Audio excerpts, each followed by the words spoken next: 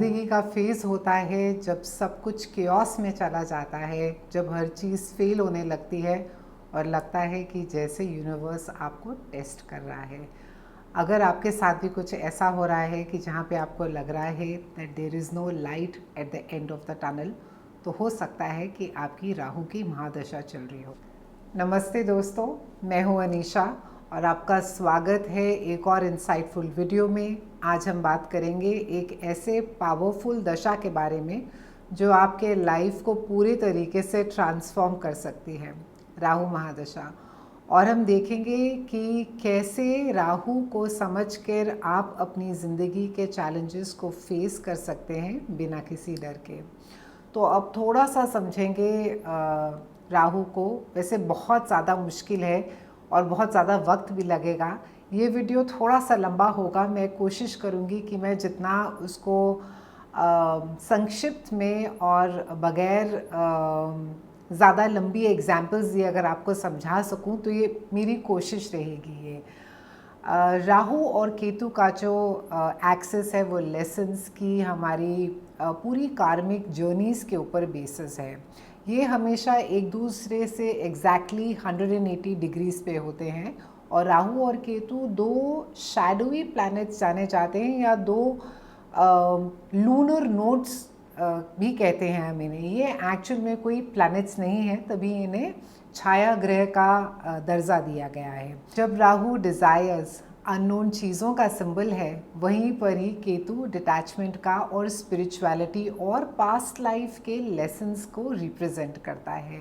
ये दोनों एक दूसरे के बिना बिल्कुल इनकम्प्लीट हैं और दोनों मिलके हमारा सारी कार्मिक एवोल्यूशन को गाइड करते हैं।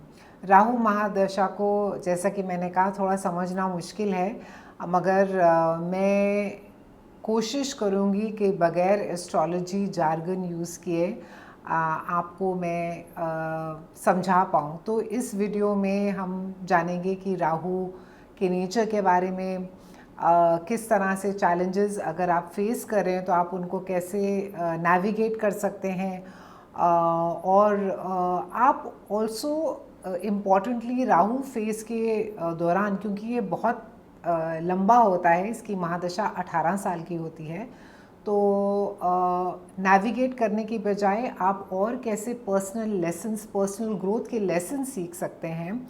और हाँ, मैं आपको कुछ इंटरेस्टिंग हिस्टोरिकल एग्जाम्पल्स भी दूंगी वीडियो के एंड में, जिससे कि आपको राहु के इन्फ्लुएंस का असर पता चलेगा। और रिक्वेस्ट है आप प्लीज़ एंड तक देखिए, क्योंकि नॉर्मली जो राहु के इन्फ्लुएंस से जो टिप्स वगैरह होती हैं, और फिर से बहुत ही प्रैक्टिकल टिप्स जो आप अपनी लाइफ में, डेली लाइफ में इम्प्लीमेंट कर पाएँ, तो ज़रूर कोशिश कीजिए। जैसा कि मैंने कहा, वीडियो थोड़ा सा लंबा है, but it will be lovely if you can have the patience and watch it till the end. तो राहु महादशा क्या है? राहु, जो कि एक शैडोवी प्लैनेट है, वो हमारे लाइफ में सडन चेंजेस लाता है। जहाँ की एक तरफ केओस है, वहीं दूसरी तरफ वो हमें नई अपॉर्चुनिटीज़ भी देता है। राहु का पीरियड हमारे लिए एक ऐसा फेस हो सकता है जो कि हम बोलते हैं कि फ़कीर से अमीर बना सकता है। और जब आप राहु महादशा में होते हो तो आपकी लाइफ बहुत ज़्यादा फास्ट, बहुत ज़्यादा अनएक्सपेक्टेड इवेंट्स होते हैं। रैग्स टू रिचेस की स्टोरीज़ नॉर्मली राहु महादशा में ही देखी जाती हैं। तो आज हम जानने की कोशिश में करेंगे कि क्या ये जो छाया ग्रह है, इसको हम भी बोलते हैं हेड विदाउट बॉडी, क्योंकि जो राहु है वो एक सर का धड़ है, पार्ट ऑफ द हेड है, और केतु है वो नीचे के बॉडी पार्ट हैं। तो इस दौरान क्या आप सिर्फ अपनी आइडेंटिटी खो देते हैं कि और कुछ भी होता है आपकी लाइफ में ट्रांसफॉर्मेशनल? इसके साथ एक माइथोलॉजिकल स्टोरी भी कनेक्टेड है कि जब समुद्र मंथन हो रहा था तो उसके बीच में से बहुत सारी बहुमूल्य चीज़ों के साथ साथ में अमृत भी निकला। एंड विष्णु जी ने, ऑफ कोर्स सब देवों ने कहा कि हमें ही पीना चाहिए, which I think is little unfair, मगर उन्होंने कहा कि नहीं, अगर असुर पी लेंगे तो वो और ज़्यादा पावरफुल हो जाएंगे, तो बहुत ज़्यादा अनबैलेंस हो जाएगा। तो सब ने एक लाइन लगा ली। इसी में ही राहु केतु ने छुपके से वेश बदल के देवों का वो लाइन में बैठ के और जैसे ही उन्होंने अमृत का एक सिप लिया, मगर जो कि चंद्र और सूर्य हैं जो वहाँ पे थे, जिन्होंने उनको देख लिया, उन्होंने उनके बारे में बता दिया विष्णु जी को, और विष्णु जी ने अपने सुदर्शन चक्र से राहु केतु का को हेडलेस कर दिया, उनकी गर्दन काट दी।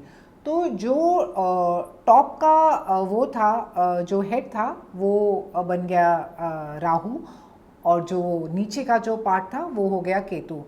और क्योंकि वो इतने ज़्यादा उन्होंने वो भक्त भी थे बहुत बड़े, तो उन्होंने विष्णु जी को कहा कि आपको मेरे को भी कुछ तो दर्जा देना पड़ेगा। तो उन्होंने कहा ठीक है, मैं आपको ये 2 परमानेंट लूनर नोड्स का, प्लैनेट का नहीं दूंगा, मगर 2 शैडोवी प्लैनेट्स का दूंगा। तो इट्स अ स्टोरी, मगर बहुत ज़्यादा ही पावरफुल लेसन्स और कार्मिक लेसन्स भी डिनोट करती है।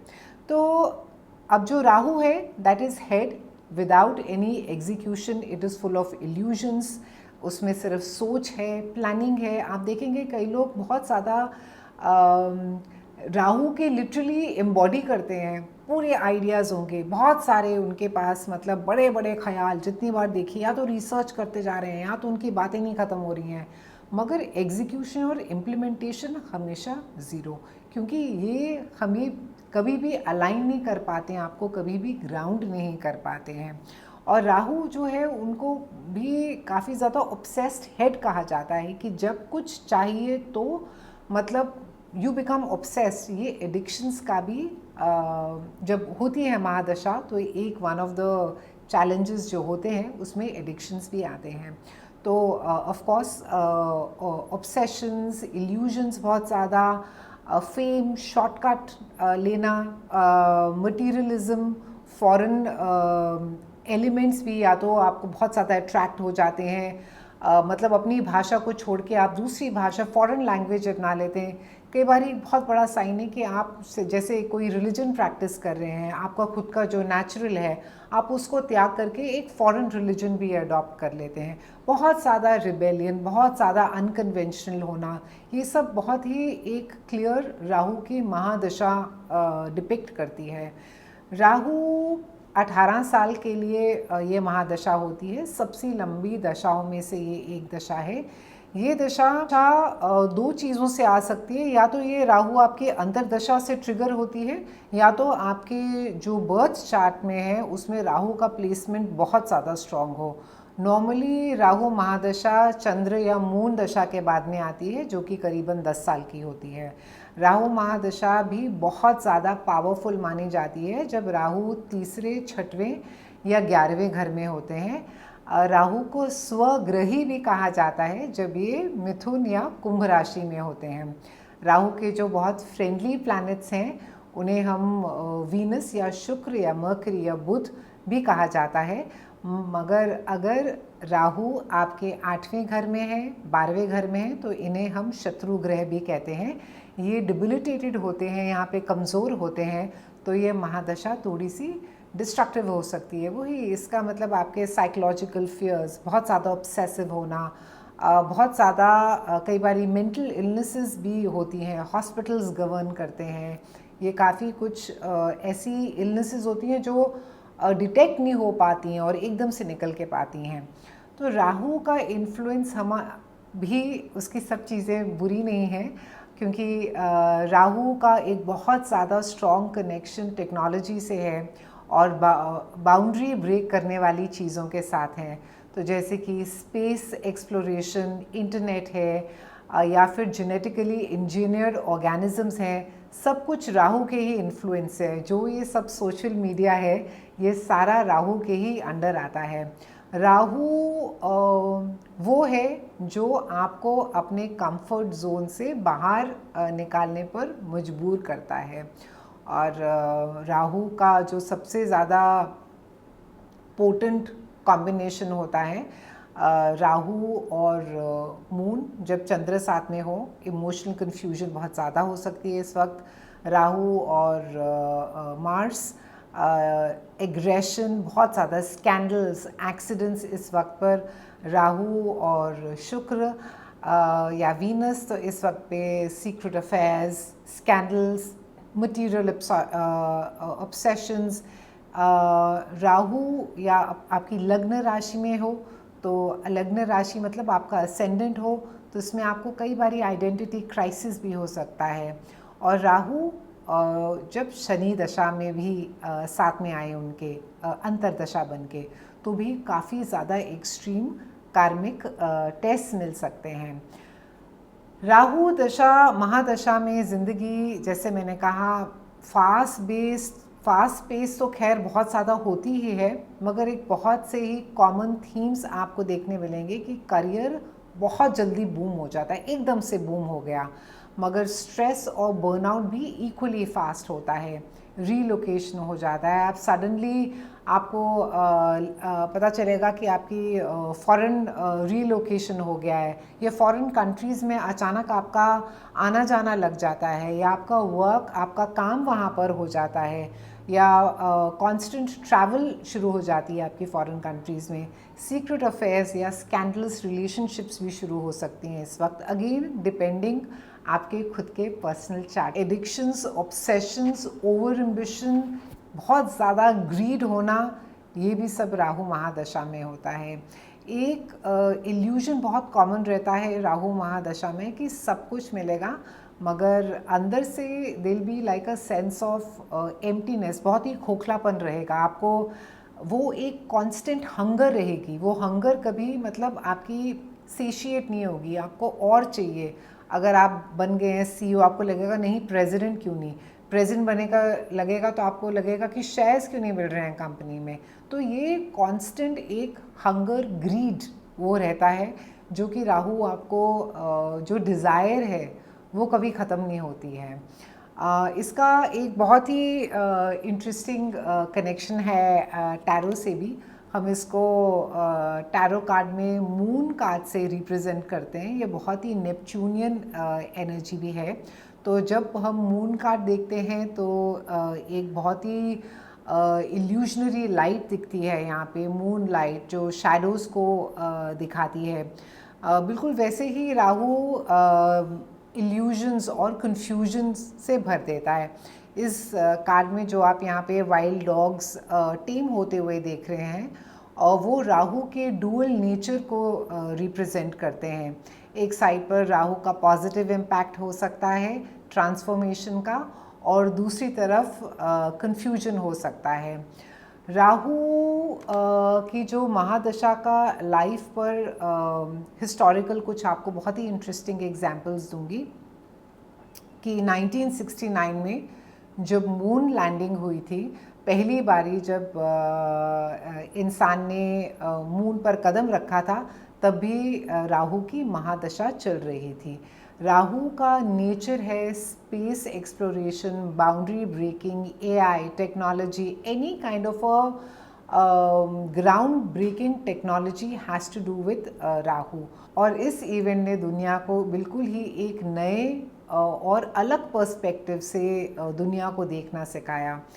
1990 में भी जब इंटरनेट का एकदम से शुरुआत हुई या बूम हुआ या राइज हुआ, तब भी राहु का ही एक महादशा स्टार्ट हुआ था। फास्ट, अनएक्सपेक्टेड और पूरी तरह दुनिया को कनेक्ट करने वाला। राहु हमेशा हमसे कुछ बड़ा करवाने की कोशिश करते हैं, जो कभी हमें समझ में नहीं आता है, मगर बाद में वो हमारे लिए एक रेवोल्यूशन बन सकता है।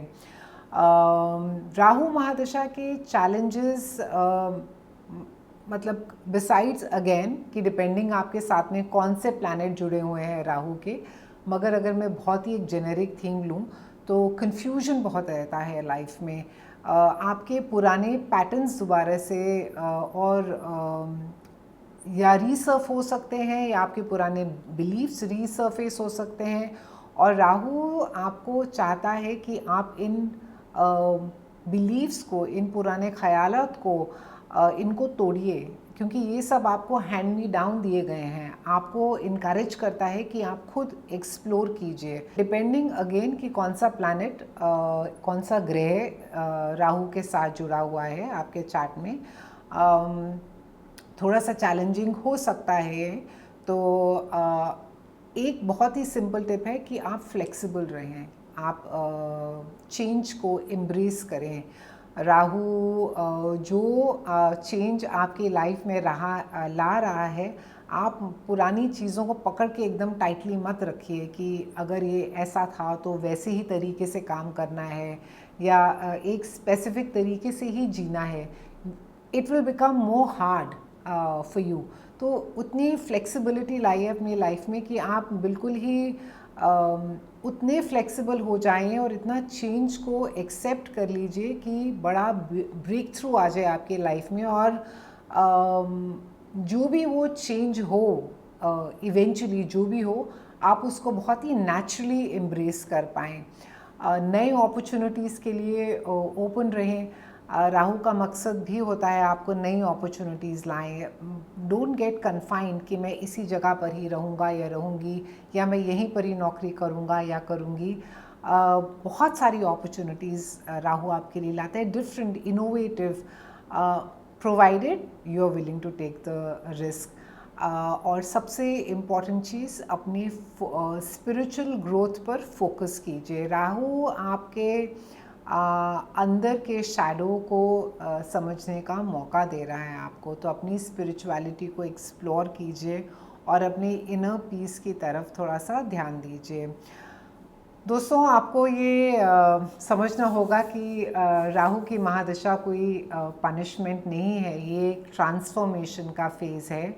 हाँ, लंबा ज़रूर है, 18 साल का, मगर जहाँ आपको अपने पुराने बिलीफ सिस्टम्स और कंफर्ट जोन से बाहर निकलना है नए एक्सपीरियंसेस को सीखने के लिए। राहु आपको ज़िंदगी के लिए नए डायमेंशंस दिखाता है, लेकिन आपको अपने इनर स्ट्रेंथ पर भी बहुत फोकस करना है। तो अगर आप में से कोई गुज़र रहा है राहु महादशा के, अगर कोई टफ प्लैनेट है साथ में, तो आई डू होप इस वीडियो ने आपको थोड़ा सा कंफर्ट और थोड़ी सी क्लैरिटी दी हो। अगर आपको ये वीडियो पसंद आया हो तो कीजिए, शेयर कीजिए अपने फ्रेंड्स के साथ और सब्सक्राइब करना मत भूलिए। मैं मिलती हूँ आपके साथ अगले वीडियो में। तब तक के लिए कीप शाइनिंग, स्टे ब्लेस्ड, जय हिंद।